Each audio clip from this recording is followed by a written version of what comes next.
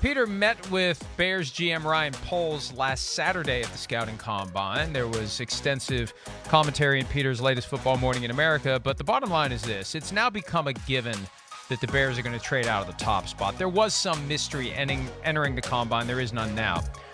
The question is when.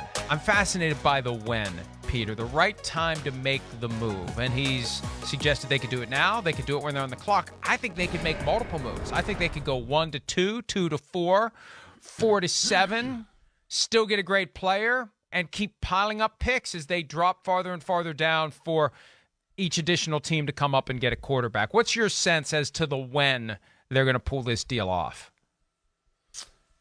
I think there was a reason, whether it was extremely well thought out or not.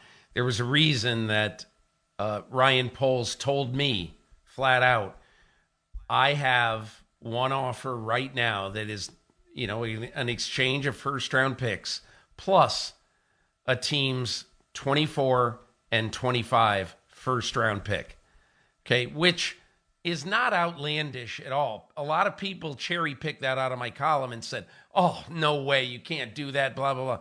Well, how do you know? How do you know, if it's the Carolina Panthers making that offer, that's a little bit, at number 9, that's a little bit different than the Indianapolis Colts at number 4 making that offer. If the Carolina Panthers move from 9 to 1, let's just remember, the 49ers move from 12 to 3, which is very similar, but not quite as drastic a jump because it doesn't involve the number 1 pick in the draft. To move from 12 to 3, the 49ers gave up number 12, first round pick, 2 future ones, and a number 3.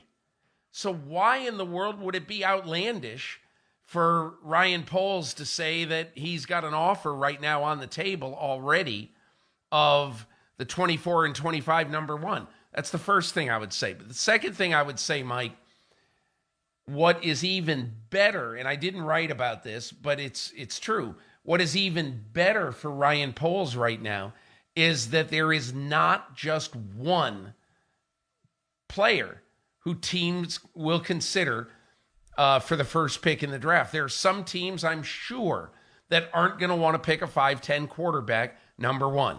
That they would prefer C.J. Stroud or Anthony Richardson or maybe even Will Levis.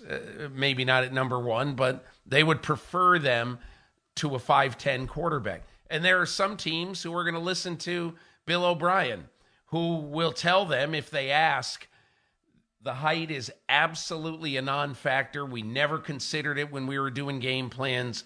Height is no longer a factor in spread offenses in the NFL. So be all that as it may, the Bears are in fantastic position, if they so choose, to trade to number 2 and then also do a ransom. Let's say get the second pick in the draft and something, or the second pick in the draft and then a 2 plus something else from Houston, and then go flip that pick again, either to 4 or to 9, or if they really want to hit the jackpot, go to 16 or 19 with Washington or Tampa Bay, which I doubt sincerely that'll happen, but that is when you will absolutely get drunk on future high draft picks.